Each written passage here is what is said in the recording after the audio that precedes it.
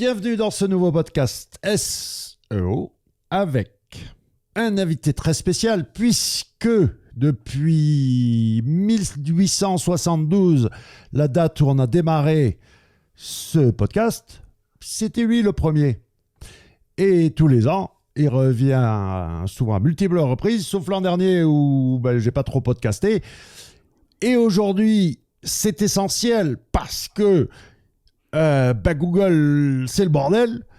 C'est essentiel aussi de l'avoir parce que la France est numéro 1 en termes d'outils d'analyse sémantique et c'est grandement grâce à lui. Ladies and gentlemen, please welcome Monsieur el Professeur Sylvain Perronnet. Salut Laurent, merci de cette belle présentation. Voilà. Écoute, tu étais là à mon premier podcast, donc heureusement que j'ai aussi amélioré ma manière de faire les intros. Et tu es témoin que je l'ai pensé à peu près 3 secondes et demie avant Tout à de... fait, je suis témoigné là-dessus, pas de souci. Et c'est vrai que, oui, tu étais au début de l'aventure podcast SEO, tu as été le tout premier guest.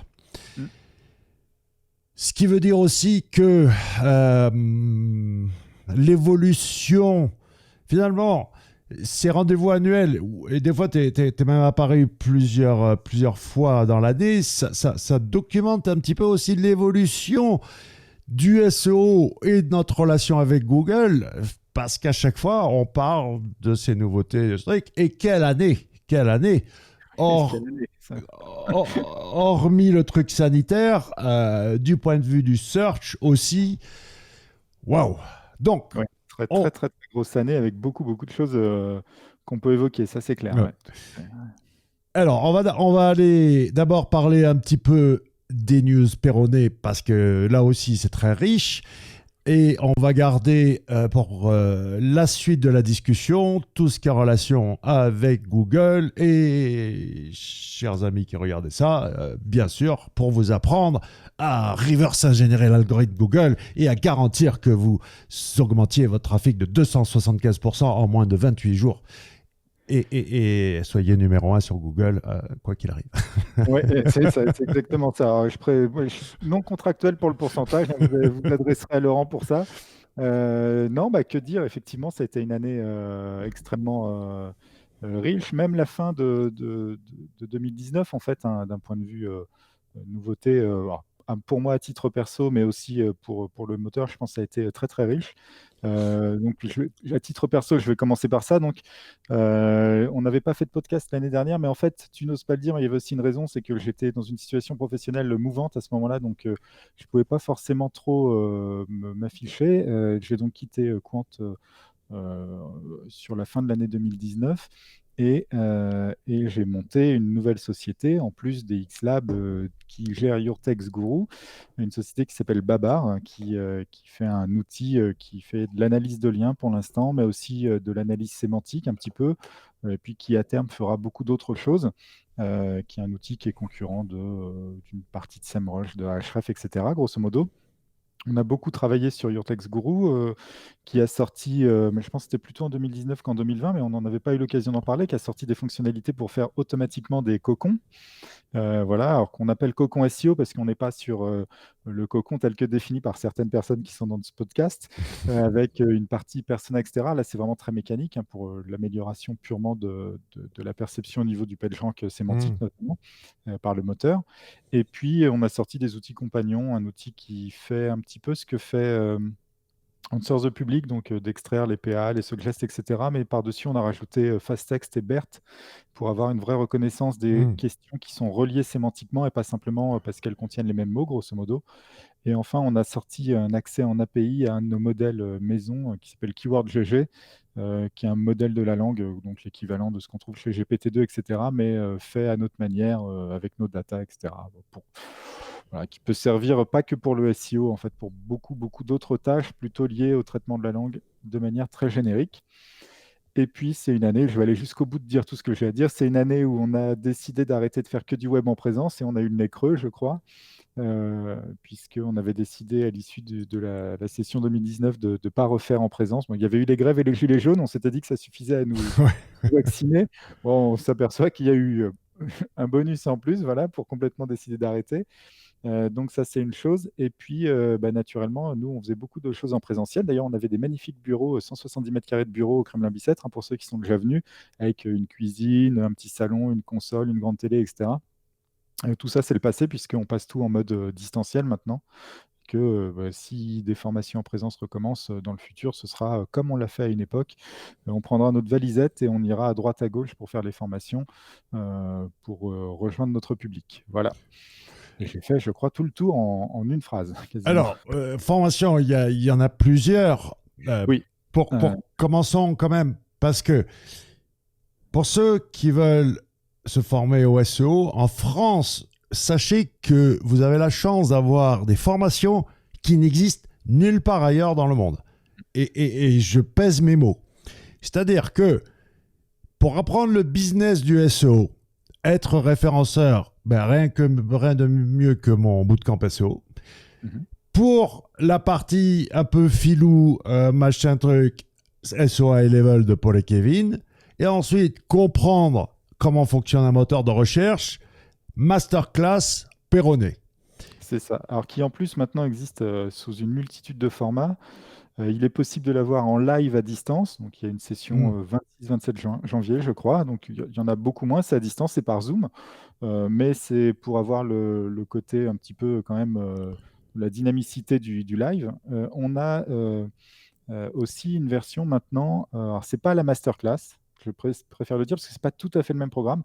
Mais Olivier Andrieux nous avait demandé et on a été ravis de lui enregistrer en fait une formation à l'algorithmique des moteurs. Ça n'est pas la masterclass, je le redis. Il y a certains sujets en moins, notamment ceux sur les fermes de liens. Les sujets les plus filous ont été enlevés.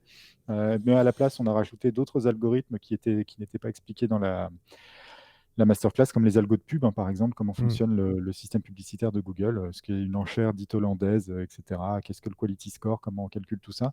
Donc ça, c'est des sujets qu'on a fait en plus. Donc c'est entièrement en vidéo. Et l'avantage de cette formation, c'est que pour ceux qui ont moins de moyens, qui sont plus débutants, elle est éligible au CPF. Et donc les gens ont le droit aux prises en charge très personnalisées qu'on n'était pas capable de fournir, nous. Et puis après, on a d'autres formations qui sont bâties sur le même modèle, hein. Donc, il y a une formation un petit peu sur la partie sémantique, sur ce qu'on appelle le cocon SEO. On a une formation qui va arriver sur le netlinking. On va avoir une formation. Attends, pause. Parce que la formation sémantique, même si je ne l'ai pas suivie, je sais ce qu'il y a dedans. Et c'est extrêmement intéressant parce que c'est toute une partie, j'en parlais dans ma toute première formation, mais aujourd'hui c'est quelque chose dont je parle plus du tout, qui sont effectivement les algorithmes derrière le système, le surfeur raisonnable, le topical PageRank, des choses de la sorte. Et encore une fois, comme tu dis toujours, ça dépend de... Prenons l'analogie de la voiture, si c'est pour aller faire des courses à Carrefour, tu n'as pas besoin de savoir comment ça fonctionne, le moteur de ta voiture. Mais par contre, si tu t'appelles Lewis Hamilton, même si tu n'es pas ingénieur, à mon avis, il maîtrise. D'accord. Oui, c'est exactement ça. Tu as intérêt à savoir, sinon tu appuies trop sur la pédale et pas assez, quoi. Donc, et quand tu commences à savoir dresser le surfeur raisonnable et à voir comment tu peux arriver à lui... Bref, formation chaudement recommandée. C'est amusant hein, parce que même sur la partie, justement, surfeur raisonnable, le PageRank, ça fait quand même maintenant, je sais pas, ça fait 6-7 ans qu'on fait cette partie-là. Elle est dans toutes nos masterclass depuis le début. Les programmes ont vachement évolué, mais cette partie-là, elle y est toujours, elle est centrale. Et encore maintenant, il y a beaucoup de gens qui découvrent ce qu'on appelle maintenant les 3 astuces du netlinking, mais qu'il y a plus de manières de faire du netlinking que seulement celles qu'on connaît, quoi. Ouais. Et c'est toujours amusant parce que nous, on est là pour ça, en fait, pour apprendre aux gens comment ça fonctionne. Un truc que j'ai remarqué depuis le core update de mai 2020, qui a été fortement critiqué parce qu'on voit la sensibilité humaine de Google qui lance un core update en pleine pandémie mondiale. Donc, je crois que c'est leur planning indépendant de l'avis humaine. Voilà. Et il n'y a personne qui a parlé du fait que moi, je vois de plus en plus via surtout le topical trust flow de Majestic, c'est-à-dire l'odeur du profil de lien, les liens de plus en plus alignés, et c'est symptomatique. Prends une URL, une requête, c'est le rachat de crédit, ils sont tous alignés en business, finance, machin. Il y a les furets de temps en temps qui se baladent, qui a une autre odeur, mais sinon, les furets arrivent à résister un petit peu. Mais les autres, tu les vois grimper, 48 heures plus tard, ils dégagent. Rien à voir avec le contenu, mais c'est toujours ce même système de qui est en relation avec quoi et pourquoi. Et ça, c'est dans les effets que j'ai vu grimper vraiment par rapport à... Je le voyais depuis des années, mais là, depuis le core update de mai, c'est monté en flèche. On parlera aussi du changement à la direction de Google, mais en règle générale, finalement, même la keynote de Prabhakar Raghavan, je ne sais pas si tu l'as regardé, le passage indexing, tout ça, ça ne fait que confirmer tout ce qu'on dit depuis des années, finalement. Google ne fait que consolider la vision qu'on avait tous depuis le départ. Et puis même, je me rappelle de cette fameuse masterclass à Bordeaux où il y avait donc Sylvain Perronnet, Jérôme Rossignol, Christian Méline et Laurent Bourrelli dans la même salle, qui était déjà une grosse partie de la famille Cocon Sémantique. C'est vrai. Donc, que je dise que j'ai toujours raison, ça c'est une chose. Mais en plus... quand c'est consolidé par quelqu'un comme Sylvain Perronnet, ben, c'est pas mal. Je vais dire que j'avais aussi raison, Laurent. Voilà, j'ai appris c'est ça. Ce qu'il fallait dire. Exactement. On avait raison et il n'y a rien qui... Ça va jamais revenir en arrière. C'est-à-dire que cette voie-là, la voie qui a été choisie par Google et sans doute, je pense que c'était inévitable. Oui, et puis tous les moteurs sont gérés maintenant par du machine learning, machin truc, était inévitable. Et surtout, on pose souvent la question, ouais, mais est-ce que c'est pas un truc, une tendance, juste une mode, est-ce qu'un jour ça va pas être pénalisé? Ben non, c'est juste faire bien son boulot, c'est juste aider Google à comprendre que tu es pertinent, alors que avant notre vision, c'était quoi le SEO? C'était tu répètes X fois le mot-clé sur la page, plus tu mets X fois le mot-clé dans des encres de backlink, et basta. À la limite, le contenu, tu t'en foutais, c'était balise titre. Backlink. Oui. Backlink avec encre optimisée, mot-clé dans le titre, voilà ce que c'était le SEO. Mais ce qui marche encore pour les domaines où il y a peu de compétition. Hein. Bien entendu. C'est ça qui est le plus fou. Hein. Bien entendu. Et le spam marche très très bien. Il suffit que tu tapes un mot-clé comme Rolex réplica ou Louboutin pas cher pour te convaincre que même des sites hackés arrivent très très bien à ranker. Et avec tous les vieilles techniques Black Hat, où tu vois même remonter là, depuis ce dernier update, je vois remonter des sites où en fait j'ai l'impression que c'est des vieilles machines genre Xrummer qui continuent de tourner depuis 2004 à faire des commentaires de blog ou des profils de forum. Et là, ça remonte. Ouais, là c'est une période, je pense, un peu dure pour Google de toute façon en plus. Donc, Alors, avant de passer à ça, continue quand même sur ce que vous faites, sur la fratrie Perronnet, sur cette évolution. Et quand on regarde, t'as quitté ton job il y a combien d'années à l'université? Il y a 6 ans maintenant. 6 ans, waouh! Ça doit être la 7e année, je pense. Même En peut-être. 6 ans, et ce parcours, parce que dans le monde du SEO international, on cite toujours Danny Sullivan comme étant un exemple de carrière assez remarquable. Ben, je dirais qu'en France, on n'a pas à rougir parce qu'un type comme Sylvain Perronnet, quand même, quand on regarde le parcours de prof d'université à monter ses propres labos, à ensuite être dans la team de recherche de Quant, donc quand même avoir vu de près ce que c'est peu importe ce que les gens penses de Quant. Quant était un vrai moteur de recherche. C'était pas juste un truc métamoteur. J'ai pas le droit d'en parler, hein. Oui. Moi, là, je peux pas. Et c'est moi qui dis, mais ce que je veux dire, c'était pas un moteur fait sur de la comme d'autres qui sont ce qu'on appelle des moteurs, des métamoteurs. Donc tu as vu ce qui était un vrai moteur de recherche avec un vrai index, du vrai crawling, et justement toutes les difficultés que ça implique. Et puis ensuite, du côté formation. Et même aussi aujourd'hui, je suppose que même si tu as le droit d'en parler, tu n'as pas envie d'en parler, mais le chapeau noir, ben, tu pourrais un petit peu le porter des fois de temps en temps, parce que des expériences que tu fais ne sont pas forcément tout à fait en accord avec les guidelines Google. Moi, j'ai le droit parce que c'est pour faire des expériences. Voilà. Sous prétexte, c'est ce qu'on mettait dans Amazon Mechanical Turk quand on voulait, à l'époque où ça marchait pour nettoyer les suggests. Je veux faire une expérience pour. Eh oui.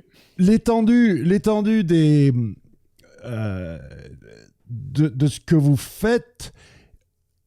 Alors certes, c'est bien au-delà du SEO, c'est le search au sens global du terme, mais bien au-delà, puisque tu as taclé aussi la publicité en respectant la vie privée. Ta spécialité, c'est aussi quand même quelque part la recommandation. Donc, je sais pas, les algos de recommandation, je sais pas ce que tu fais de ce côté-là. Mais finalement, ouais, c'est relativement vaste tout ce que vous faites, quoi. Il y a, Oui, il y a alors, beaucoup de choses. il reste à tout ce qui est les algos qu'on peut trouver sur le web, hein, pas que les moteurs, donc système de recommandation. Réseaux sociaux aussi, on s'était beaucoup intéressé à détecter l'influence dans les réseaux sociaux, ce genre de choses. Après, il faut bien vivre, donc on fait les outils là où il y a des clients et ceux qu'on connaît. Mais oui, oui, on a vu très large. Après, aujourd'hui, on se resserre plus pour en fait, notre credo maintenant, c'est un peu le suivant, c'est les moteurs de recherche, ils ont développé un très grand niveau de technicité pour faire leur business, c'est très bien. Et nous, on est, alors je mets nous parce que je me compte dedans, mais en face, il y a une communauté SEO, mais web marketing plus globalement, hein, vraiment beaucoup plus large parce que juste le SEO seul, c'est une sous-partie en fait de ceux qui visent la visibilité. Donc il y a une énorme communauté qui est là et qui n'est pas encore dotée du même niveau d'outils techniques que son adversaire, le moteur, ou son partenaire, on peut dire comme on veut, hein, mais bon voilà, il y a une espèce de relation un petit peu parasitaire entre les deux. Et donc il y a vraiment cette problématique de se doter d'outils performants et des connaissances qui vont avec les outils. Nous, en fait, la mission qu'on s'est donnée, hein, dans la boîte et globalement dans l'écosystème autour des frères Perronnet, parce qu'on est quand même une grosse dizaine maintenant, hein, dans cet écosystème, c'est de fournir des armes, des outils pour ça, quoi, pour lutter, pour travailler avec le moteur, avec les réseaux sociaux, etc., etc. Donc, dans cet écosystème, il faut que tout le monde soit muni des bons outils. C'est notre idée. Et les bons outils, c'est aussi la connaissance de comment fonctionne l'adversaire. Ouais, mais regarde, ça va de Your Text Guru où ça te dit précisément, OK, dans la title, tu mets ça, en H1, tu mets ça, dans le paragraphe, tu mets ça. Ça dit, il faut mettre ça. Mais Il faut mettre ça. Tu le mets. Donc là, c'est vraiment, tu presses le bouton et ça, c'est le mode d'emploi. À keywords.gg, où là, c'est des applications, c'est pas presse le bouton et applique le truc, d'accord? Il faut ensuite la manipuler, la data. Voilà, mais c'est toujours pareil. Il y a aussi, enfin, par exemple, si on prend Your Text Guru, il y a un public très nombreux. Il n'y a pas que des SEO qui s'en servent, loin de là. Mais il y a quand même, par exemple, un gros public, ce sont des rédacteurs web. Alors, je vais même Oui. dire ce sont des rédactrices web parce que le rédacteur web typique en France, c'est une rédactrice. Et ce sont des gens qui n'ont pas forcément à l'origine de grandes affinités avec la technique. Globalement, les rédacteurs, moins que le reste de la communauté. Et donc, ils ont besoin d'outils qui sont un peu presse-bouton, qui les guident, etc. Et déjà, nous, je pense que par rapport à d'autres outils, on guide moins, hein, notamment que d'autres. Mais bon, on fait ça. Et puis après, il y a des gens qui, eux, voilà, ceux qui portent le même chapeau que toi, ils ont besoin d'outils plus conséquents pour faire leur sauce, etc. Keyword GG, ça fait partie de ces outils-là, en fait. Il en faut pour tout le monde, selon son degré de maturité technologique. Mais quelqu'un qui a un outil comme Keyword GG et qui sait parfaitement bien s'en servir, quelque part, il pourrait avec fabriquer des choses qui ressemblent Qui ressemble à... Ouais. Mais c'est un niveau, voilà, c'est une progression technologique. C'est comme l'outil MindReader qu'on fait. MindReader, c'est un outil qui te dit quelles sont les questions associées à une thématique, ni plus ni moins. Donc ça existe déjà comme outil, nous on pense qu'on le fait mieux Ouais. que les autres, mais c'est un outil qui est fait pour le rédacteur qui n'a pas d'idée ou pour celui qui veut déployer un cocon et qui a besoin de 450 idées en une journée, et hop, ça lui fournit les idées directement. Donc ça, c'est un certain type d'outil. Quand on prend Babar, c'est complètement différent. C'est vraiment l'automatisation des process de netlinking, par exemple. Ouais. Et les systèmes de recommandation dont tu parlais, par exemple, ça se retrouve beaucoup plus finalement dans un outil comme Babar, avec ce qu'on appelle le Spot Finder, qui te dit quels sont les Mm. contenus qui correspondent à ce dont tu as besoin pour faire du linking. Et c'est une forme de recommandation, beaucoup plus, par exemple, que ce que font nos autres outils. Et voilà, enfin, il y a toutes Ouais, sortes. ouais, Voilà. Ce qu'on veut, c'est ouais. viser un petit peu tous les Mm. sujets plus que le SEO, je veux dire du web marketing au sens large. Et ce qui est intéressant, c'est ce que tu viens de dire, c'est-à-dire que le SEO, déjà, désolé, chers amis SEO français, mais vous êtes de gros radins, d'accord?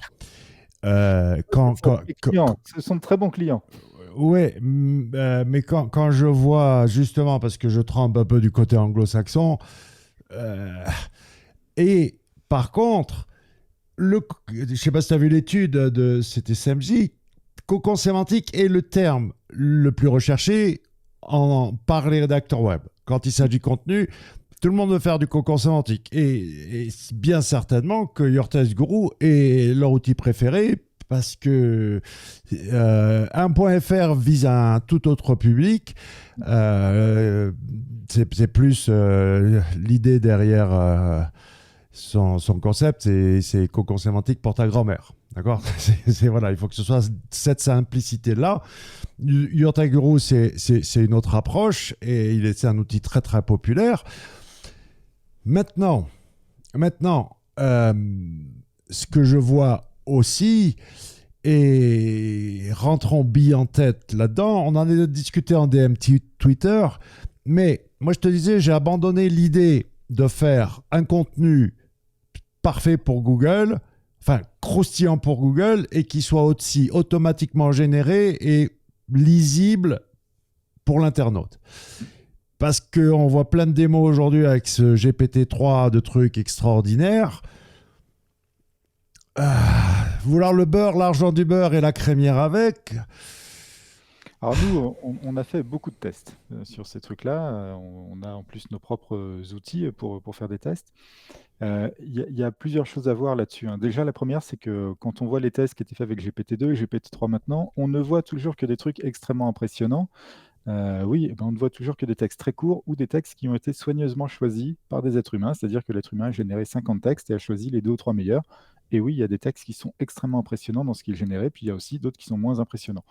Mais si on oublie ça, il faut voir un truc, c'est que ces textes, en fait, ils ont vraiment été entraînés sur des modèles qui sont des modèles de la langue très génériques, Wikipédia, des bouquins, etc. Et donc, ça peut bien écrire, mais ça écrit des textes qui ne sont pas forcément là pour la performance, bien au contraire, parce que ce sont des textes qui sont faits pour être statistiquement dans la moyenne des textes écrits par des êtres humains. C'est ça, en fait, le secret d'un texte qu'on trouve lisible. En fait, ce qu'un être humain trouve lisible, c'est le texte qu'il s'attend à voir. Donc, c'est un texte qui ne sort pas de l'ordinaire, ni en mal, ni en bien. Et c'est ces textes-là qui vont être vus comme les meilleurs par l'être humain qui le regarde 30 secondes. Pour qu'un texte soit optimisé, il faut qu'il sorte de la norme. Parce qu'en vérité, Google, il a une place première, une place deuxième, une place troisième. S'il mettait que ceux qui sont dans la norme, en fait, il aurait des milliards de textes, il ne saurait pas quoi foutre. Et donc, ce qu'il faut, c'est l'optimisation, c'est un peu justement orthogonal. C'est-à-dire qu'un texte bien optimisé, c'est un texte qui maintient une lisibilité suffisante tout en garantissant que le moteur trouve plus facilement ce qu'il veut. Et donc, c'est deux problématiques qui sont orthogonales. Et en fait, les algos qui optimisent aujourd'hui vont un peu à contre-courant, même s'ils sont moins mauvais. Quand on était en 2004, on faisait des algos d'optimisation. Je veux ranker sur achat de crédit, je le mets 157 fois dans mon texte, qui fait 400 mots, et hop, je rankais. C'était une optimisation et l'algorithme, il était assez simple, c'est tu rajoutes le mot. Aujourd'hui, c'est devenu beaucoup plus compliqué. Et quand on voit, par exemple, la technicité qu'on a dans Your Text Guru, mais que Christian Méline a aussi dans les métamos, hein, parce que on fait partie des outils qui ont un peu des approches différentes algorithmiquement. Parce que si je dis que c'est la même chose, Christian va me tomber dessus, il va me foutre des coups de bâton. Mais quelque part, il y a quand même une idée commune aux deux. Bon, je ne veux pas rentrer dans les détails, il pourra en parler s'il le souhaite. Mais voilà, il y a des choses qui se ressemblent dans les résultats. Mais on voit très bien que faire du lisible, c'est très très compliqué en fait, et on ne sait pas le faire. Par contre, GPT-2, GPT-3, leur métier, c'est de faire du Oui. truc lisible. En fait, un jour, il faudrait croiser les deux approches.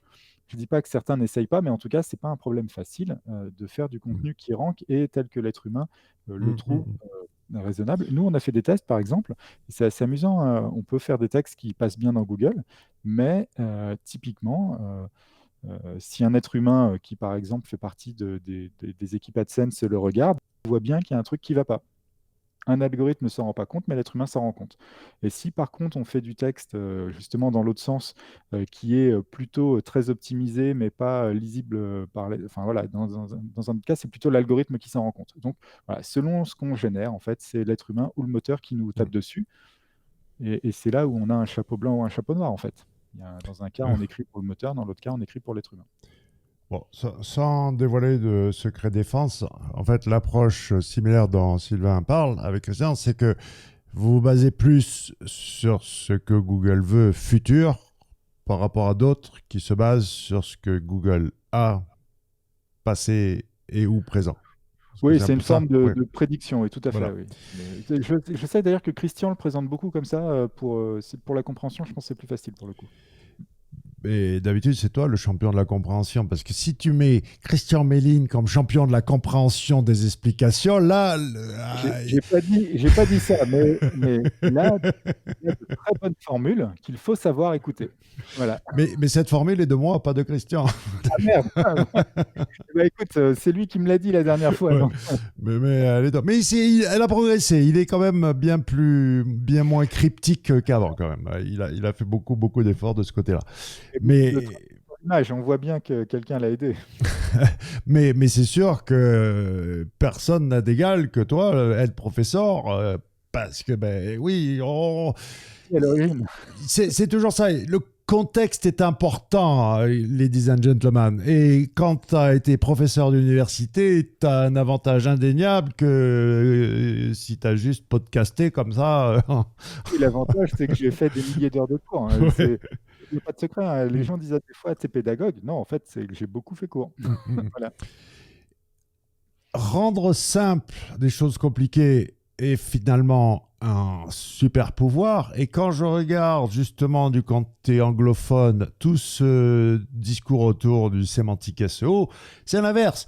Les mecs essayent de se rendre très savants et essayent de le faire de manière très que c'est un truc super évolué, que ne cherchez pas à comprendre, et on tombe dans des conneries du type LSI Keywords.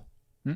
Parce que ça paraît sexy, parce que personne ne comprend ce que c'est, et qu'il y a un type qui a dit « Ouh, regardez, j'ai inventé un Oui, machin super. » il y a un outil qui donne un score de LSI Keywords. J'ai vu ça la dernière fois. Je ne savais pas du tout, j'ai vu ça sur Facebook. Donc, comme quoi. Tu connais, moi, mon outil pour tester le LSA ou je ne Non. l'ai jamais montré. Bah, je peux pas le donner en public parce que mais je te le filerai juste après. Mais ça n'a rien à voir, c'est pas un truc SEO. C'est-à-dire, moi, ce qui me gêne, c'est que LSA, l'attente sémantique indexing, l'attente sémantique analysis a un intérêt. Ce sont des algos très intéressants qui sont utilisés par Google AdSense en plus. Mais de là à les transformer en des outils pour du SEO et ranker sur Google, là, c'est un far stretch, comme on dit. On commence à tendre l'élastique un peu loin, quoi. Surtout qu'on peut faire des choses plus efficaces maintenant avec d'autres méthodes, en fait. L'idée, c'est, enfin, un jour, mais Rand Fishkin a beaucoup contribué à ça. Un jour, les SEO se sont bourrés le mou et sont partis du principe que c'était utilisé et qu'on ne voulait pas leur dire. Donc, depuis, ils sont restés là-dessus. Il faut progresser un petit peu, quoi.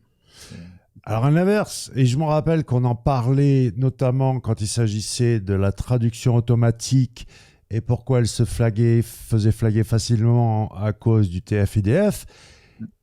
Ça, c'était il y a je ne sais plus combien d'années.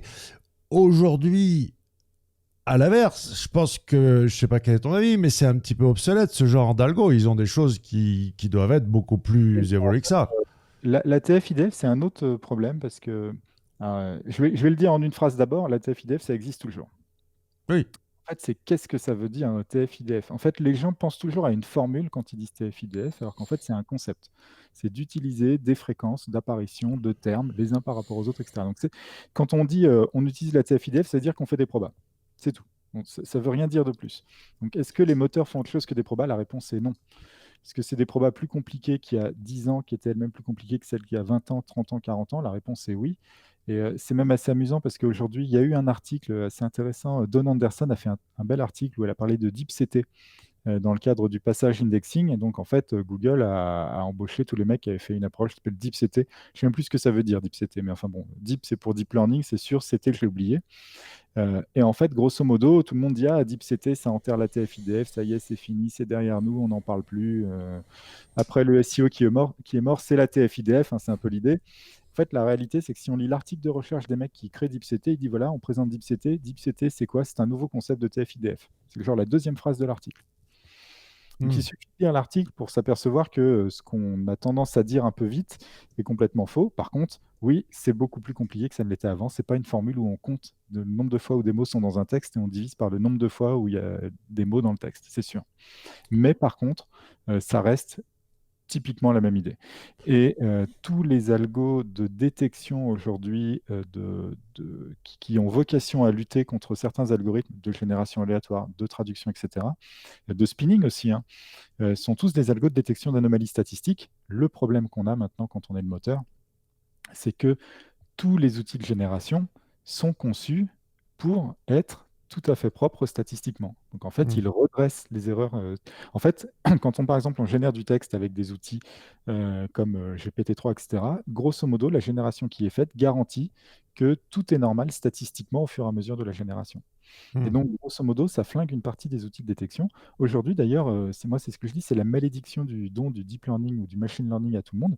En offrant à tout le monde, à toute la communauté, les mêmes outils que ceux qu'ils utilisent, en fait, ils se tirent une balle dans le pied qui est monumentale, puisque en fait, tout le monde sait comment fonctionne l'outil, tout le monde sait comment on pourrait détecter les choses, et tout le monde sait donc passer à côté maintenant. Enfin, je dis tout le monde, hein, c'est pas tout le monde, hein, mais il est facile, en fait, techniquement, de générer, par exemple, des choses qui passent au travers des algorithmes.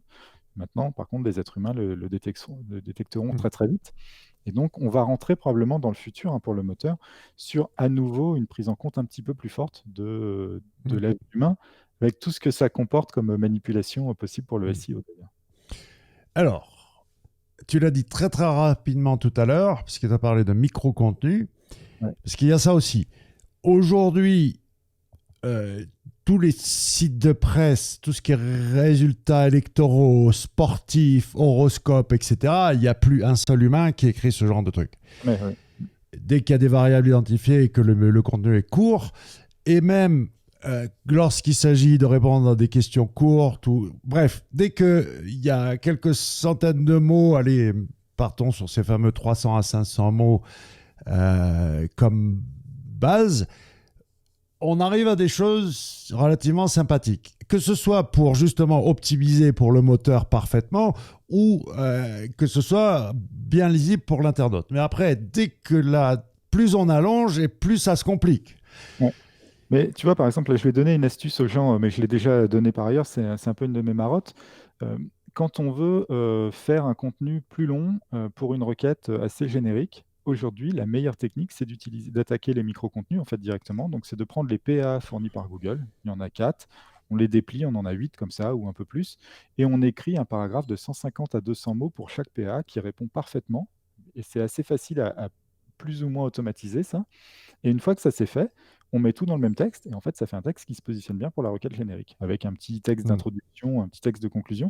En fait, ça fait un texte long qui répond à tous les micro-contenus qui sont attendus, qui sont dans la thématique, dans l'intention, et en fait, ça marche très très bien. Et l'avantage, c'est qu'on n'a jamais eu besoin de faire autre chose que de générer des contenus de 150 à 200 mots. D'autant Même une plus. rédaction par un être humain, c'est plus Ouais. simple.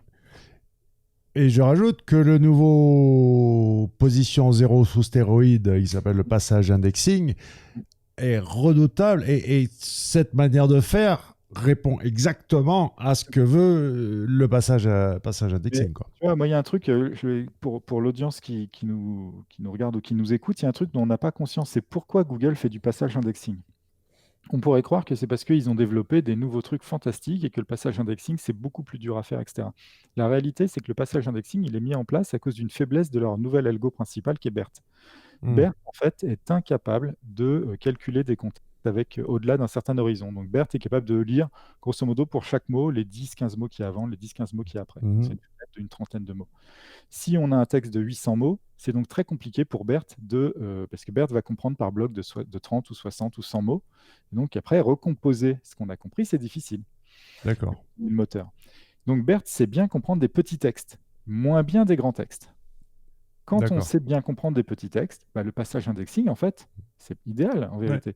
On dit, voilà, dès que j'ai un paragraphe, je me contente d'indexer ce paragraphe. Il y a un paragraphe derrière, je me contente de l'indexer. On a bien sûr besoin de beaucoup plus de vecteurs, donc ça prend plus de place, mais je crois que les serveurs, c'est pas ce qui manque chez Google.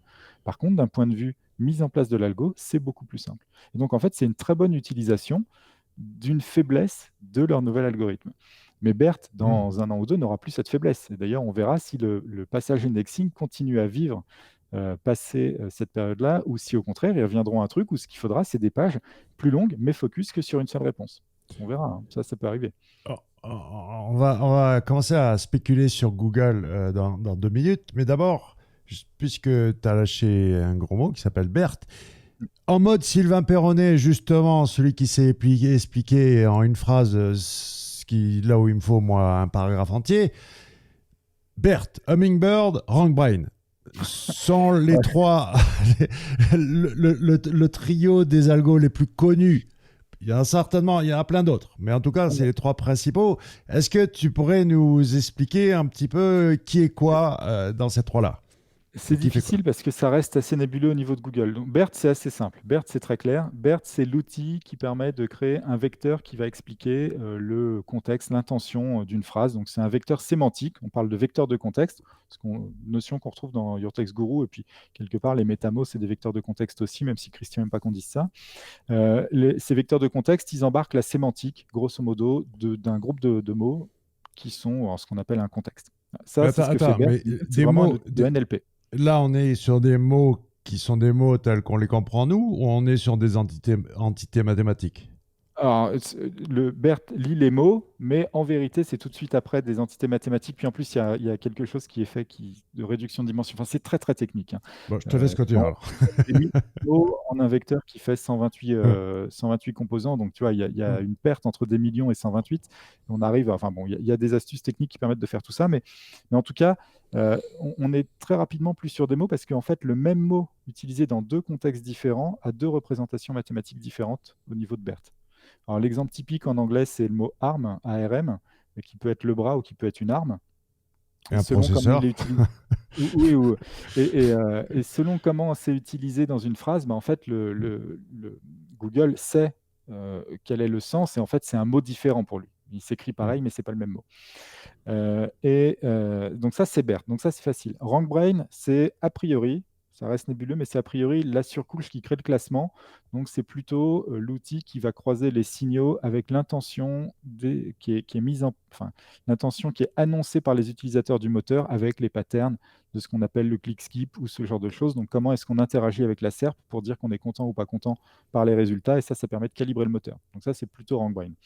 Donc, ça a un effet sur les requêtes, par exemple, quand elles sont inconnues, parce que on va avoir des pondérations de moteur qui vont être faites comment? Bah, on voit que cette requête, on ne la connaît pas, mais on peut calculer un vecteur sémantique qui la rapproche d'une requête qu'on connaît, l'intention que les gens expriment pour cette requête, et donc on va transposer les signaux qui servent à classer pour une requête pour l'autre requête qui est inconnue, ce qui va améliorer les résultats tout de suite.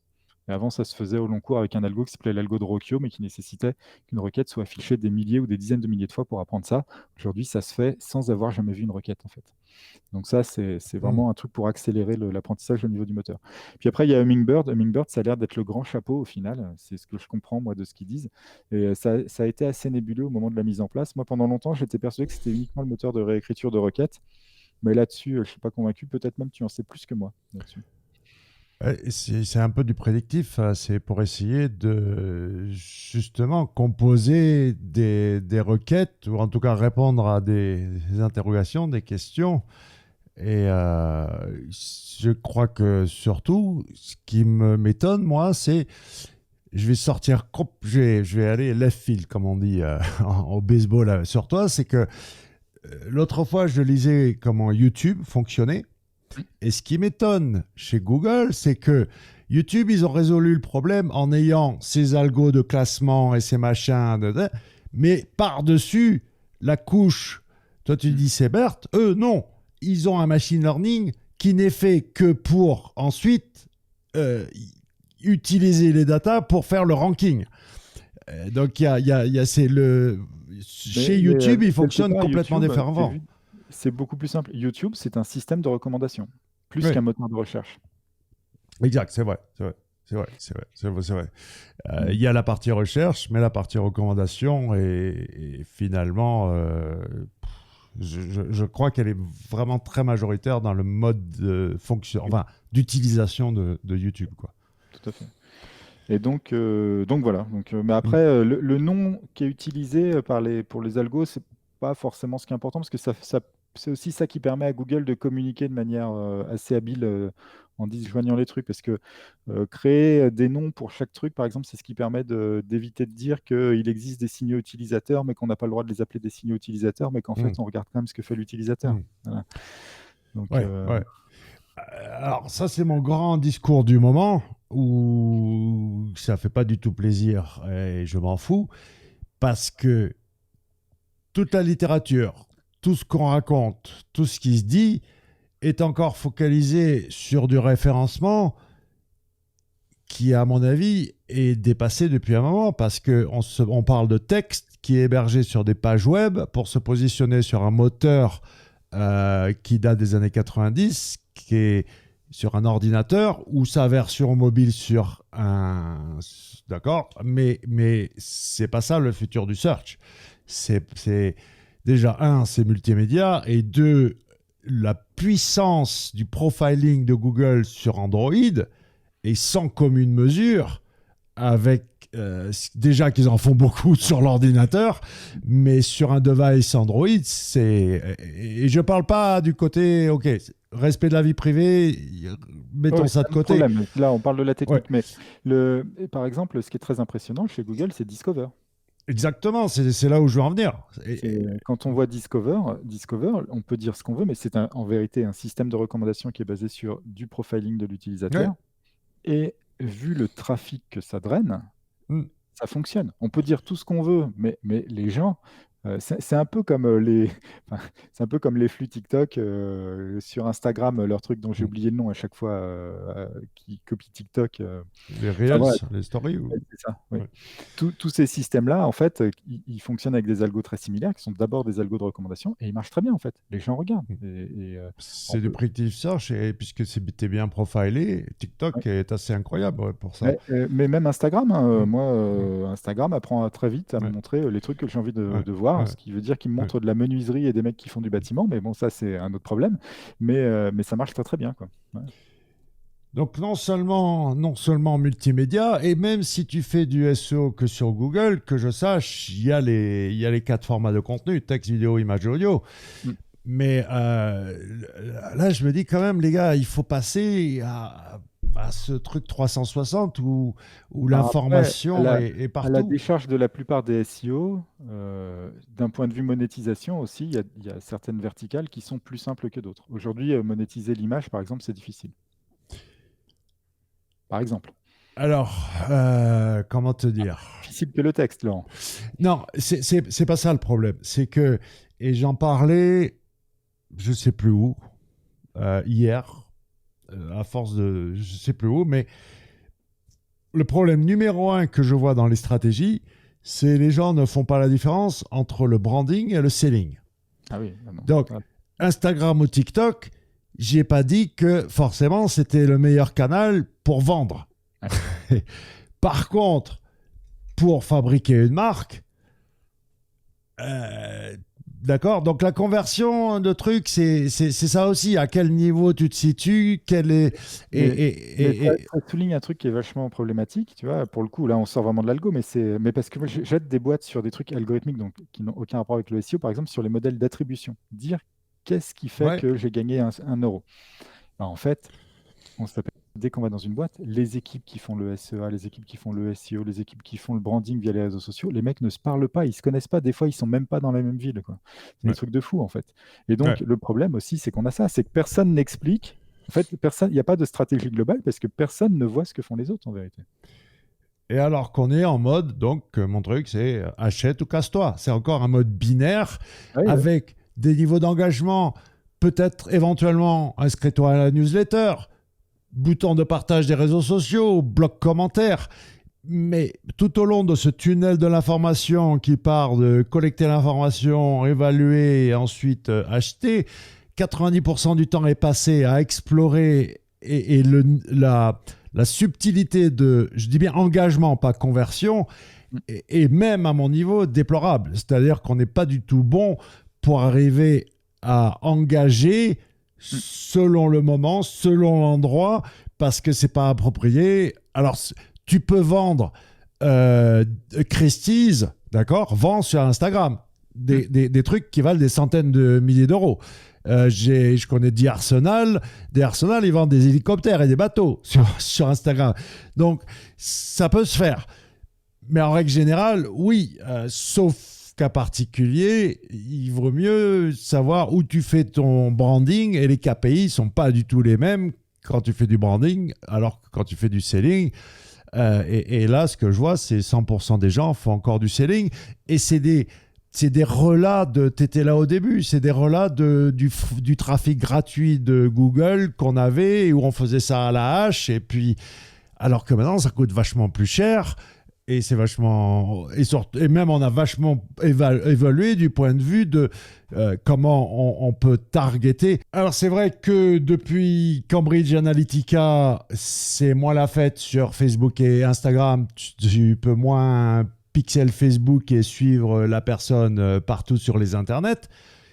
Mais quand même, regarde comment c'était avant.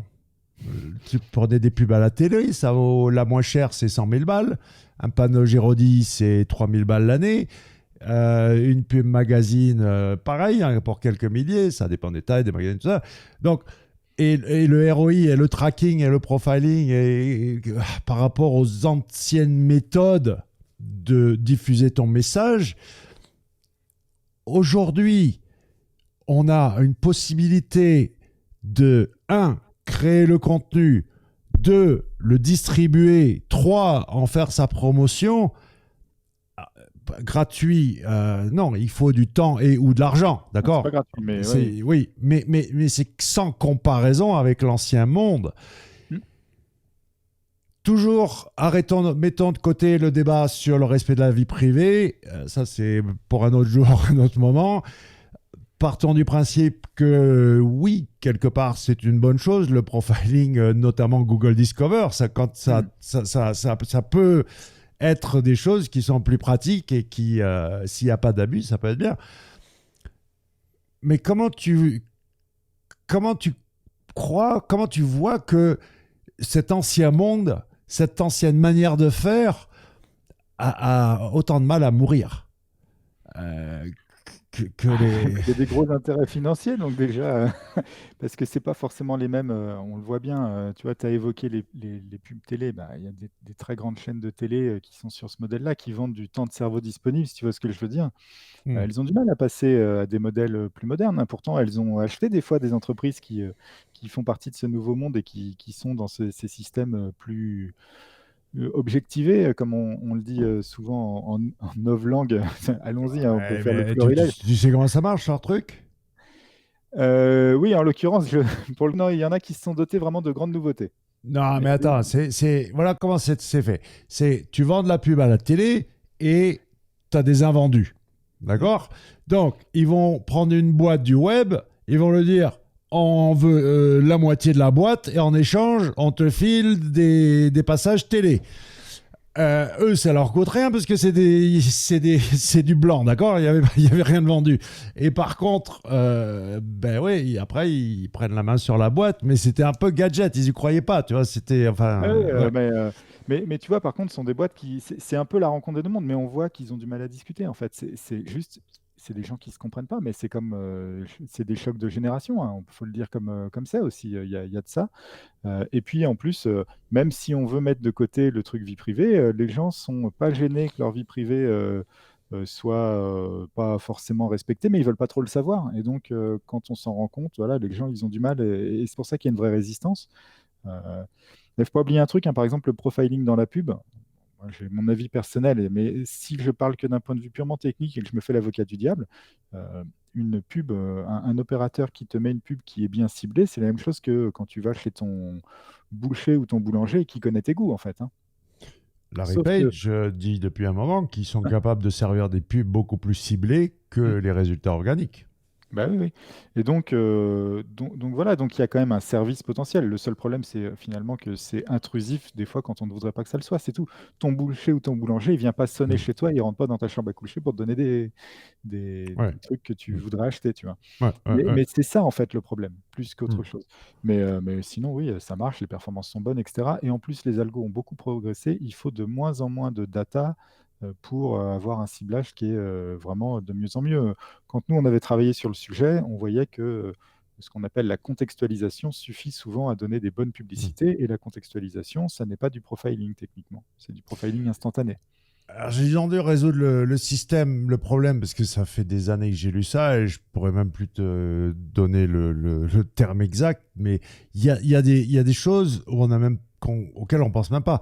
Et le sujet du document du papier scientifique que je lisais était le coût extraordinairement plus élevé de servir des publicités sur mobile plutôt que sur ordinateur.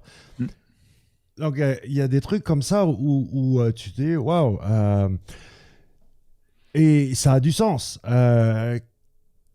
à l'inverse, on en a discuté un petit peu, et un des effets cachés, ou en tout cas des choses dont peu de gens parlent par rapport au dernier update Google, imaginons l'économie de ne pas avoir à crawler, indexer, calculer le PageRank et ensuite pénaliser ces dizaines de milliards d'URL et de liens spammy.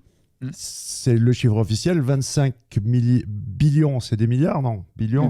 Des milliards, oui, tout à fait. Ouais. Ouais. 25 milliards de pages web et 90 milliards de liens spammy par jour. Mais de toute façon, je vais prendre mon téléphone pour avoir la calculatrice. Mais grosso modo, on estime que le spam sur le web, c'est 18% du web. Google estime avoir un index de 130 000 milliards de pages. Voilà, ça fait... j'ai fait n'importe quoi. Je ne sais même pas me servir de ma calculatrice. Tout va bien. Et le mec, il a un doctorat, d'accord. Moi, que je sache pas compter, ça, c'est pas grave, hein. Les gens, ils savent que je compte de 10 en 10. Mais En là, tout cas, le ça fait professeur... 23 400 milliards de pages qui sont du spam dans l'index de Google. Et, C'est un truc qui coûte des sommes en milliards de ouais, dollars à la ouais, communauté, sans compter l'électricité et ouais, tout. ouais. Aujourd'hui, on est dans un monde plus éco, en tout cas qui se Mhm. veut plus écolo. Tout ça, ça a un coût pour la communauté extrêmement fort. Alors là, c'est un autre débat. Le Tout côté à fait. écolo de Google qui dit qu'il est 100% écolo alors qu'il achète juste Il achète des arbres. des tickets verts, là, les Ouais. Sustainability Bonds. Ouais. Non, Google, tu n'as que 2 data centers qui sont vraiment green, un en Hollande et l'autre, je crois, en Corée ou je sais pas où. T'es pas vraiment vert. Peut-être tu vas le devenir un jour, mais c'est pas demain la veille. Et Ouais, par contre, je ne sais plus pourquoi on est parti là-dessus, mais oui, l'idée d'économiser tout ce crawl, tous ces calculs, en décidant au moment de la découverte de l'URL de la dégager, personnellement, je crois qu'ils vont devoir un petit peu faire marche arrière, parce que là, il y a beaucoup de gens qui sont pris dans le triangle des Bermudes alors qu'ils ne devraient pas y être, mais ça serait phénoménal comme une économie. Et en plus, moi, ça m'aide. Je dis super, parce que si justement tu arrives à lui faire bouffer, parce que tu peux lui faire tout bouffer. J'ai jamais réussi à ne pas indexer quelque chose sur Google. J'ai réussi beaucoup à faire indexer puis pénaliser, d'accord? Mais ne pas faire indexer, j'ai jamais pas réussi. J'aimerais bien arriver à ne pas indexer, parce que ça voudrait dire que si j'arrive à indexer, j'ai plus de chances de justement que ce soit bien pris en compte. Mais aujourd'hui, Google est pris entre plusieurs feux parce que ils veulent moins indexer parce qu'il y a la volumétrie qui pose problème. Ils veulent moins indexer parce qu'il y a le spam qui pose problème. Et alors, quand je dis la volumétrie, c'est qu'il y a des pages légitimes en fait qui sont pas utiles parce qu'il y a déjà l'information qu'elles contiennent qui est déjà dans Wikipédia ou Ouais. ailleurs, il n'y en a pas besoin, quoi. Et puis, il y a aussi les problèmes d'indexation qui sont dus à la nouvelle chaîne de traitement. On a parlé de BERT tout à l'heure, etc. Calculer les trucs de BERT, il y a plein de calculs qui sont beaucoup plus lourds qu'avant. Faire du rendering JavaScript, par exemple. Hmm. Tout ça, c'est des trucs qui coûtent Ouais. une fortune Ouais. d'un point de vue calculatoire. Le moteur, qu'est-ce qui se passe quand son crawler, il n'a pas le temps de faire le pipeline de traitement total, donc de calculer tous les vecteurs BERT de duplication, etc., dans les quelques millisecondes ou centaines de millisecondes qui y sont alloués. Il ne va pas stopper toute la chaîne de crawl et donc des milliers de Hmm. sites qui sont en cours de crawl juste parce qu'il y en a un qui est en cours, quoi. Donc Ouais. ce qu'il fait, c'est qu'il le met de côté et il le réindexera plus tard. Et en fait, plus tard, ça veut dire 3, 4, 5, 6 jours. Et aujourd'hui, une grosse partie de la latence, quand on a juste un problème de mon site, il est venu, il a visité Hmm. toutes mes pages, il en a indexé 20%, 4 jours plus tard, il a indexé le reste. Ça, c'est juste qu'en fait, un de ses algos a été ralenti, c'est tout, hein. Il n'y a pas il y a rien à faire, en fait, il suffit d'attendre. Ouais. Mais Ouais.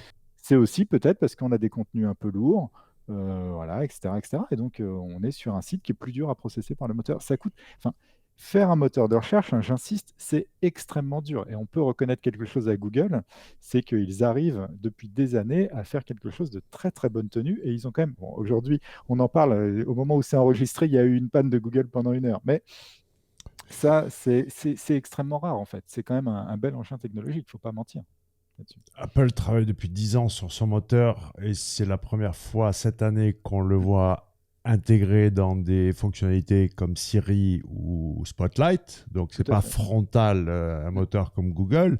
C'est plus pour améliorer des fonctionnalités. Et le fameux moteur de recherche pour lequel tu as bossé avant et que tu peux pas nommer, ben, et n'importe quel moteur qui voudrait démarrer aujourd'hui, cette problématique de ce web qui grossit, qui est tellement gros et qui grossit tellement vite et dans la majorité est finalement que de la merde, euh, c'est un sacré défi. Il faut voir un truc, regarde, si tu prends ce qu'on a fait pour Babar, donc sur Babar, on crawl le web. On a, au moment où je te parle, je crois 370 milliards de pages dans notre index. C'est énorme. Et Hmm. il y a 20 ans, on aurait été gros comme 10 fois n'importe quel moteur de recherche qui avait pignon sur rue avec ça. Aujourd'hui, Majestic est un peu plus gros que nous, Ahrefs 3 fois plus gros que nous, et on ne parle pas de moteur de recherche. Et n'importe quel moteur de recherche, à part un ou deux plus régionaux que je ne vais pas nommer, ont des index beaucoup, beaucoup plus gros. Google, 130 000 milliards de pages, mais Bing, c'est en milliers, etc., de milliards. Tout le monde a des index beaucoup plus gros.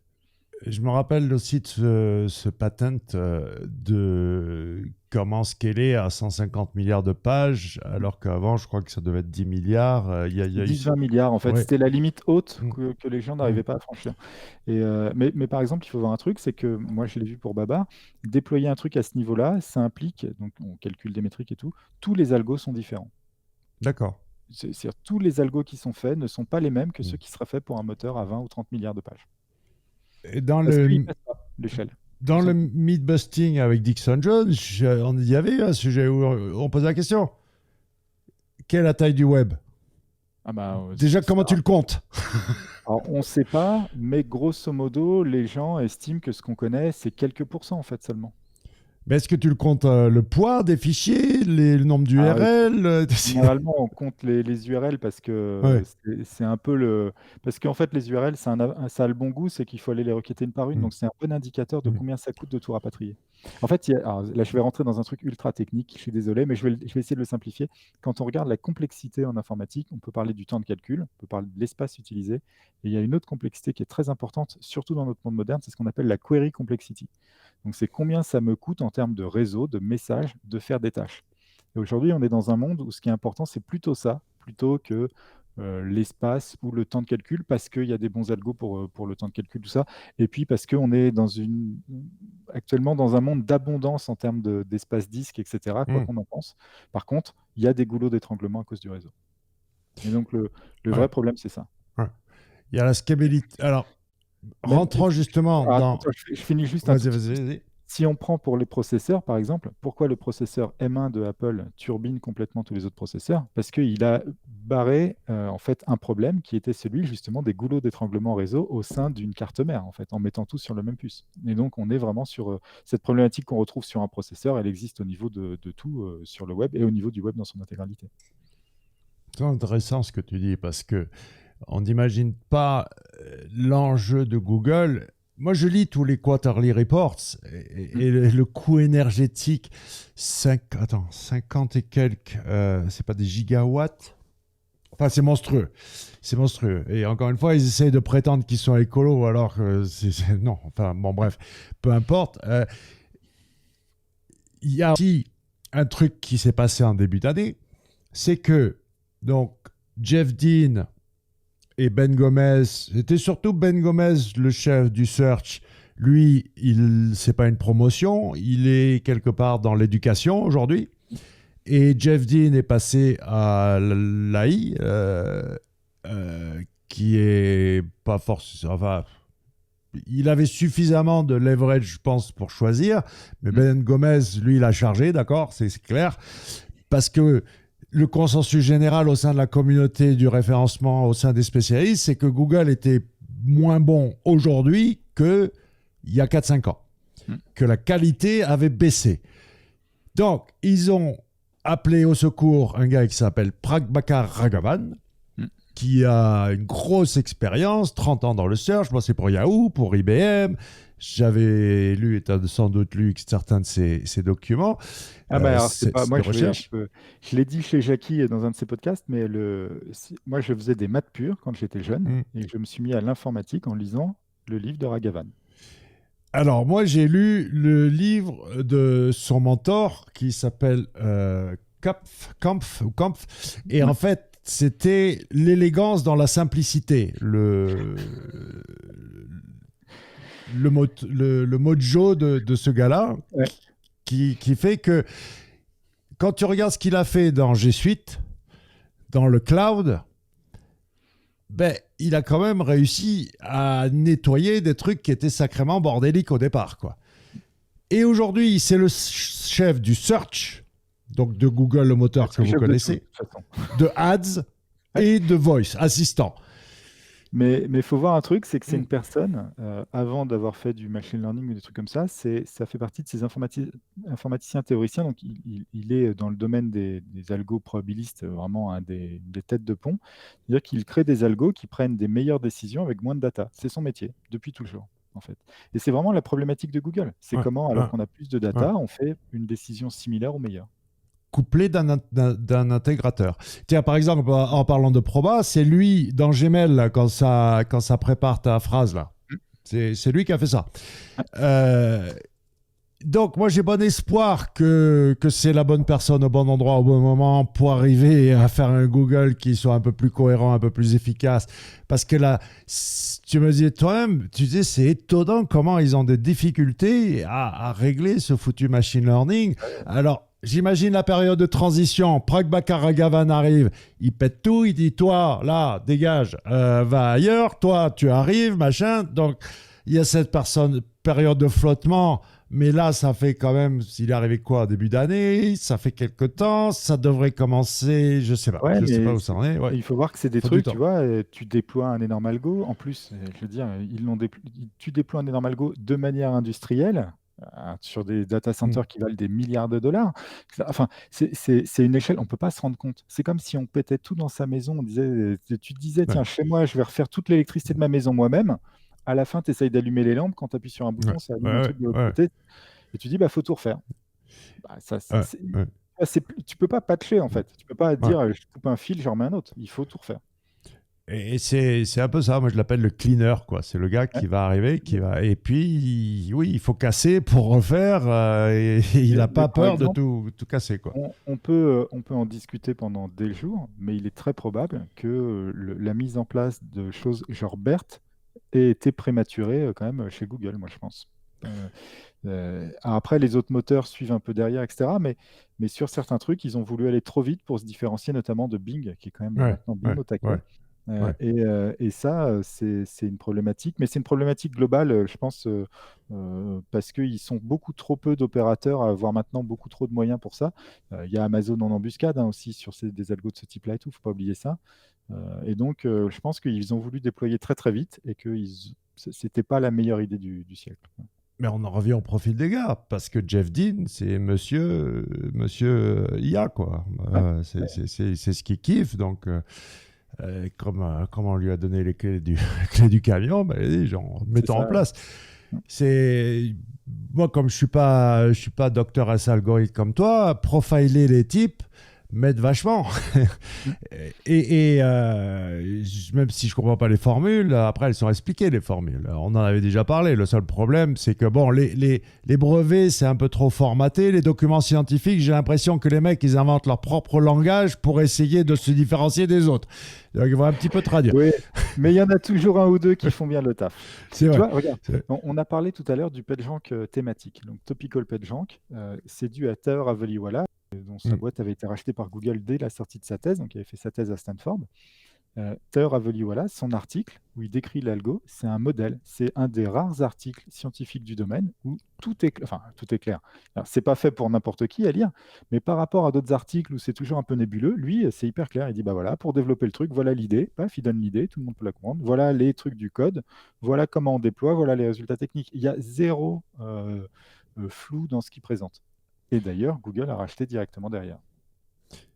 Il y a un truc dont j'ai discuté avec Bill Swasky, qui est que... Alors, c'est marrant parce que dans l'histoire, c'est des fois une question de droite ou gauche. Tu connais certainement le document de Sergey Brin, Extracting Patterns and Mm. Relations from the World Wide Web.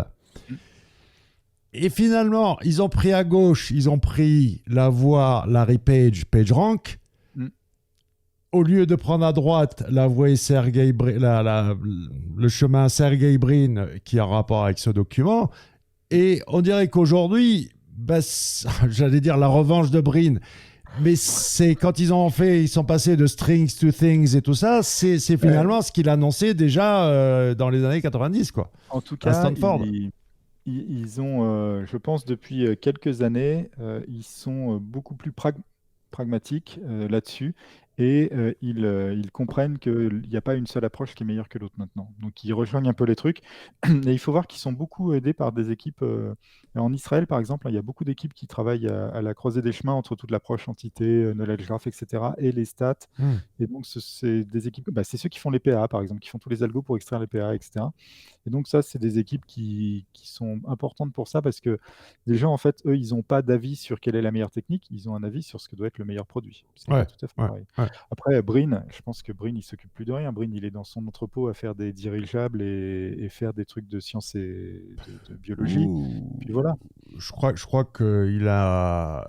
Donc, tu sais que Larry Page a une maladie très rare, la corde vocale gauche qui Ouais. marche pas, et Brin, il a Alzheimer dans sa famille. Donc, C'est Parkinson, je crois. au Parkinson, ouais, pas Alzheimer, Mais Parkinson. donc, il fait de la bio, en fait. Mais Ouais, donc à mon avis, c'est ça, leur challenge, c'est. Ils en sont là, les gars, quoi. mais Lutter contre la mort. le moteur de recherche, il s'en fout. D'ailleurs, Ouais, je sais que Brin, parce qu'ils sont obligés de le publier, il vend pour je sais plus combien de millions d'actions, genre tous les mois, pour payer ce qu'il fait par ailleurs. ouais. Mais ça, c'est une citation directe de Larry Page à mon frère quand il avait bossé pour les labos de Google Labs, où Larry Page a dit à mon frangin, mais ils n'ont rien compris, les mecs, à me faire chier avec Google, ils n'ont pas compris que c'était un projet d'université, quoi. Même pas mon diplôme. Qu'aujourd'hui, enfin, ils sont plus du tout corrélés. Il y a plus Non, du bah non. ouais, il y a, même mentalement, c'est impossible. N'importe qui, tu prends n'importe qui, même si le truc qui t'a fait gagner des milliards, tu peux pas mentalement être encore connecté à ça, alors que Ils font. Et puis, enfin, c'est normal. Je veux dire, qui peut leur reprocher? ouais. Tout à fait. Qui passe la main. Hein. Alors, ce qui est vachement intéressant, c'est que je lis tous les quarterly reports et je fais toujours un command F search, d'accord, pour voir à chaque fois quand il parle de search. Le dernier, bon là, il y en a un qui va arriver, mais le dernier, le seule occurrence de search, c'était pour parler du spike des recherches liées au Covid, et c'est tout. L'absence du moteur de recherche est significative et j'ai l'impression qu'ils ont envie de le sous-jouer. Hmm. Et ce qui est vachement intéressant par rapport à ce qui se passe, les big tech hearings, les gars, ne vous laissez les amendes là de la communauté européenne, les 100 millions, je sais pas quoi, ça c'est pour boire. Ce qui se passe aux États-Unis devant le Congrès, là, c'est ils vont enlever Android. Et ce qui est magique, c'est qu'ils avaient prévu parce que Alphabet, c'est déjà fait pour tout découper, quoi. Bien sûr. Ouais. Mais c'est ça qui va se passer. Instagram et Facebook vont... Le consommateur va pas s'en rendre compte. Rappelez-vous que Microsoft a été démantibulé en 2013, je crois, et personne ne s'en est aperçu. Donc c'est normal. C'est comme ça que le capitalisme se passe à partir d'un certain moment quand tu abuses trop. Quand, un, tu commences à faire du mal à tes clients et quand, deux, la manière dont tu... Et tes salariés aussi, des fois. clients et salariés, quand tu leur fais de mal, et deux, quand la concurrence, tu abuses de la manière dont tu joues ce truc de concurrence, comme par exemple, pour acheter Instagram, copier toutes les fonctionnalités et dire au mec, soit je t'achète, soit je te tue. C'est pas comme ça que ça se passe. Et surtout, le dernier point, c'est s'il n'y a pas d'alternative. Voilà, d'accord. Si tu fais tout ça et il n'y a pas d'alternative, alors ils se fâchent et c'est depuis les pétroliers qui fonctionnent comme ça. Donc là, c'est pour de vrai. Et ils se mettent... c'est les seuls qui peuvent arrêter ces géants-là. Ils vont les démantibuler. Mais là où je voulais en venir, c'est que ce qui est incroyable, c'est que le référencement, et tu connais mon discours, vouloir légitimer la place du SEO dans l'écosystème digital, mais à ce stade de ma carrière, personnellement où j'en suis, je me dis, c'est absolument génial parce qu'on domine Google, qui domine le monde, et on est invisible. Personne ne nous connaît. Dans les 451 pages du rapport du département de la justice pour le Congrès américain, ça parle d'indexing, ça parle de crawling, référencement, référenceur. Mais c'est aussi parce que la plupart font pas assez d'argent, ça. Ouais, mais attends, là, on est à un niveau de pouvoir de ce qu'on est capable de faire, de produire l'information, manipuler l'information, rendre l'information visible. Il parle de Twitter, de Facebook, de tout ça, de machin, qui, même le directeur de la CIA ou même le président des États-Unis n'a pas le pouvoir qu'on a de faire ou défaire une réputation via les résultats de recherche. Surtout, ce qui m'étonne, c'est qu'on est complètement absent, on n'existe pas. Alors, le temps viendra où effectivement, ça va s'être standardisé et le référencement va devenir quelque chose d'un peu plus respectable et respecté, disons-le. Mais aujourd'hui, on n'existe pas. On est absent de l'écosystème et finalement, je me porte pas plus mal comme ça. Mais bon. Écoute. C'est sûr. Ce qu'il faut voir, c'est par rapport au futur du search, d'accord ? Est-ce que, je ne sais pas où tu en es de tes skills par rapport à tous les autres canaux d'acquisition, mais est-ce que tu es d'accord avec l'idée que le search, que ce soit payant ou gratuit, mais le search reste le meilleur canal d'acquisition, fidélisation, tout ce que tu veux, pour une seule raison qui est l'intention. Je veux dire, par rapport aux réseaux sociaux, par exemple. Emailing, réseaux sociaux, tout ça. Alors, moi, je m'y connais pas dans tout ce qui est mailing et tout, mais par rapport aux réseaux sociaux, c'est certain en tout cas, oui, tout à fait. D'autant que les réseaux sociaux, le périmètre est beaucoup plus compliqué puisqu'il n'y a pas cette notion de requête en fait qui est l'utilisateur donne une information plus stricte que ce que fait la personne dans les réseaux sociaux, par exemple. L'effet de bord un peu dangereux, c'est que les gens prennent maintenant Google pour un agent qualifiant, comme quand tu appelles tonton Sylvain parce que tu sais qu'il fait des courses avec sa Porsche et que toi tu veux acheter une voiture de course, donc tu dis ah bah tiens, je vais appeler tonton Sylvain. C'était comme ça que ça se passait avant. Là maintenant, les gens prennent Google pour étant un agent qualifiant comme on faisait avant avec le bouche à oreille, sauf que là, surtout en français, qu'est-ce que tu vois remonter dès que tu cherches des trucs d'information? C'est tous les MFA des potes, là, tous les sites des référenceurs. Mais étonnamment, ça reste pourtant moins grave que le problème des fake news sur les réseaux sociaux, tu vois. C'est vrai aussi. Tu vois, donc, Et ça, c'est encore un autre où on va un autre là. débat, mais Ouais. effectivement, ouais. Le niveau, là, je suis tombé hier sur un algo, donc deepfake vidéo à Ouais. partir d'une image. Oui, j'ai déjà testé, moi. Une image. Ouais. Pas une vidéo et un fond vers un écran. Non, une image était capable à. Waouh, waouh, ça va très très loin. C'est clair Ah que oui, c'est mais c'est impressionnant. là-dessus, et sur ces trucs-là, il y a encore beaucoup de marge de Mm. progression. Toutes ces technologies, text-to-speech, speech-to-text, texte plus image, tout vidéo, vidéo, tout, etc. Tous ces trucs-là évoluent à vitesse grand V. La création de contenu va. Je crois que 2021-2022 va voir des changements, des bouleversements extraordinaires à ce niveau-là, vu à la vitesse à laquelle ça avance. Cela dit, est-ce que pour toi, le cheminement du référenceur, c'est-à-dire, je ne sais pas si tu m'as vu faire ma comparaison de SEO 2010 par rapport à SEO 2020, à mon avis, on est quand même au bout du chemin. C'est bon, comme on a dit en intro, toutes les updates ne font que consolider notre C'est- vision. mais ça reste. Tout à l'heure, on a parlé tu as fait l'analogie que j'aime bien avec la voiture. Je veux dire, Mm. le concept de la voiture, il change peu, en fait. Alors, bon, Ouais. on va me dire, il y a les voitures électriques qui sont arrivées, mais à un moment donné, voilà, quelqu'un qui était il y a 50 ans en train de regarder des voitures et qui maintenant arrive de nos jours, il n'est pas dépaysé, il n'est pas Mm. déboussolé. Il faut qu'il Mm. apprenne un petit peu les nouvelles techniques qui sont associées aux nouvelles voitures, mais ça reste la même chose. Le référencement, c'est pareil, en fait.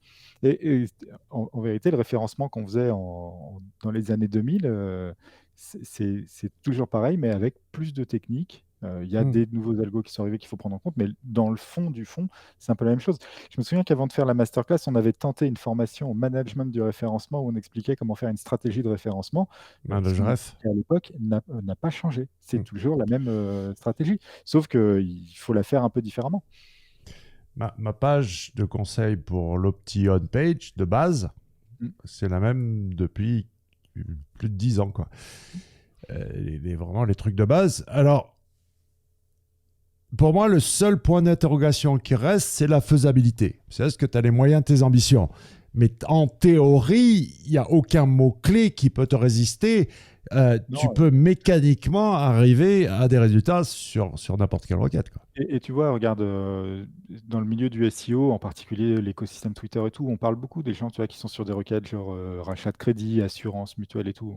On a des copains qui sont là-dedans, qui font des très belles perfs. Moi, j'ai travaillé pour un très grand compte cette année. Je peux pas dire qui, je peux pas dire quelle requête, mais c'est le même genre de requête. Voilà, c'est facile quand on a les moyens d'un très grand compte de placer quelqu'un premier sur une top requête, en fait. C'est Ouais. facile. Mais il faut les moyens du très grand compte. C'est la Mm. capacité de générer des milliers de textes s'il le faut, d'avoir des milliers de backlinks, de jeter les textes s'ils sont pas bons pour en faire des meilleurs, etc. Voilà, ça, Mm. c'est ça en fait le truc.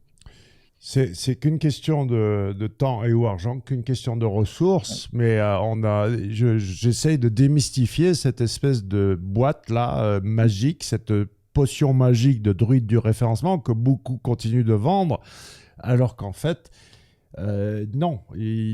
Pour moi, la boîte magique, oui, elle est plutôt dans le mobile, elle est plutôt avoir des résultats consistants sur Discover, essayer de trouver comment être présent sur TikTok, etc. Ça, c'est plus ce qui me fait kiffer aujourd'hui. Et la visibilité au sens global, si on extrapole sur ce fameux futur très proche avec la réalité augmentée, je ne sais pas si des lunettes, des lentilles, comment on va streamer 24 sur 24, etc. Ça aussi, c'est... Je me rappelle, ma première conférence était sur Google Now, un Mm, SEO Campus début des années 2010, et avec mm. les gens qui m'ont regardé avec des billes comme ça, un peu moins de 10 ans plus tard, c'est la réalité. Et dans moins de 5 ans, ce n'est qu'une question d'acceptabilité sociale, que les gens veuillent bien se foutre un truc dans le corps. Euh, est-ce que je me trompe? Est-ce que tu vois une autre voie que l'humain augmenté? Parce que l'autre voie, c'est le super robot Terminator. Mais Mais moi, on est déjà un humain augmenté avec ça, ouais. hein. Oui. On le voit pas à l'écran. Avec ça, voilà. Ouais, Je mais, fais de la ouais, pour mais Apple. ça sera obsolète. Quand tu auras ta puce dans le cerveau, Non, t'es. mais on a déjà accepté d'être assisté pour la quasi-totalité des tâches.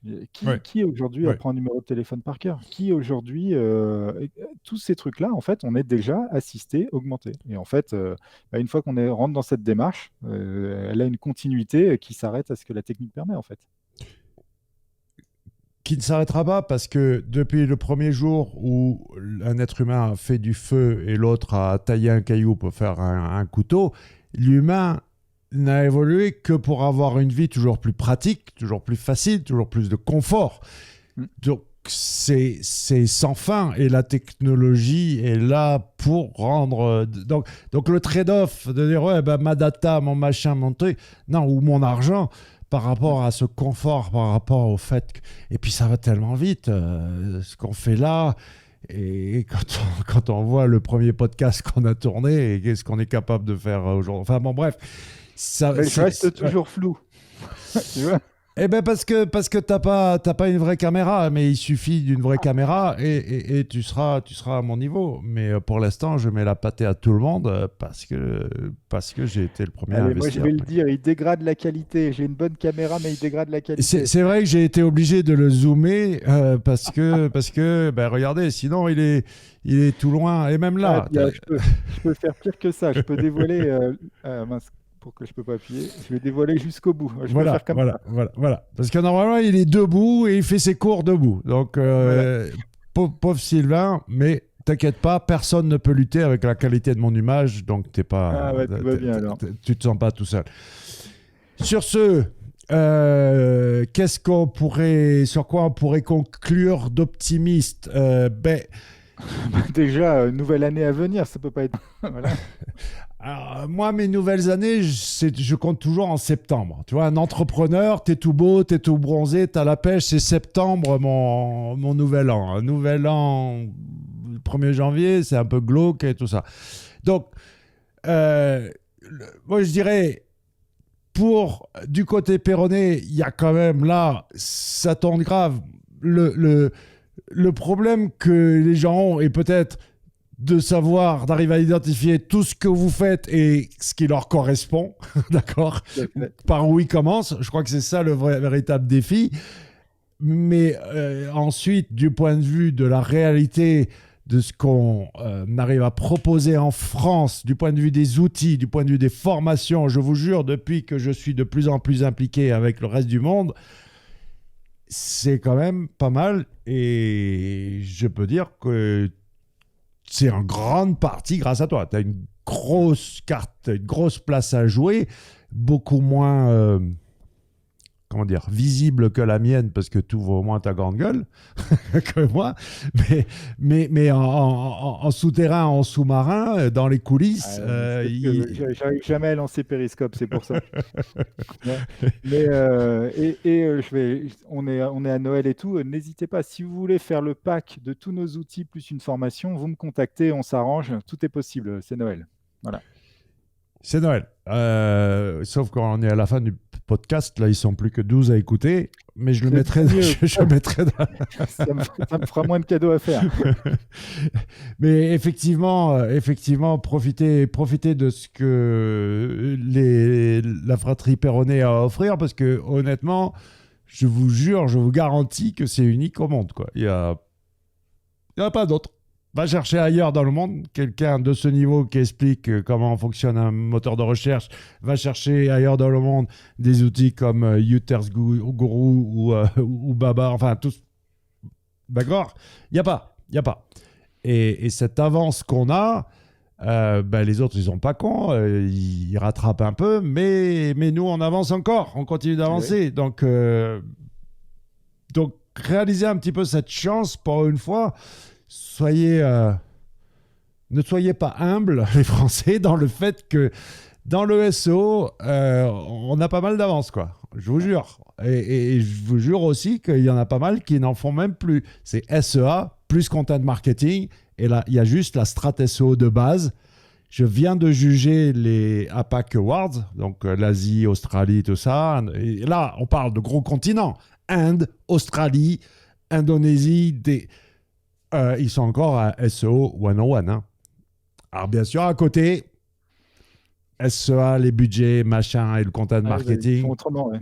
c'est, on boxe même pas dans la même catégorie. Mais par contre, ouais, SEO pur, on est loin, loin devant. Donc, sur ce, eh ben, meilleur vœu, tout ça. Bon Ben, champagne. toi aussi, Laurent.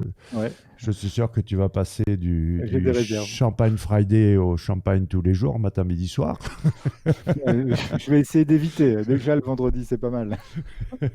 Ah, je vous vois faire des entorses. Hein. Je Oui, tout suis à fait. sur Instagram, t'as qu'à pas poster quand tu fais un champagne Tuesday aussi. Hein. Écoute, la convivialité d'abord. Mon cher ami, bonne fête et à Toi l'année aussi. prochaine. À bientôt. Salut, Laurent.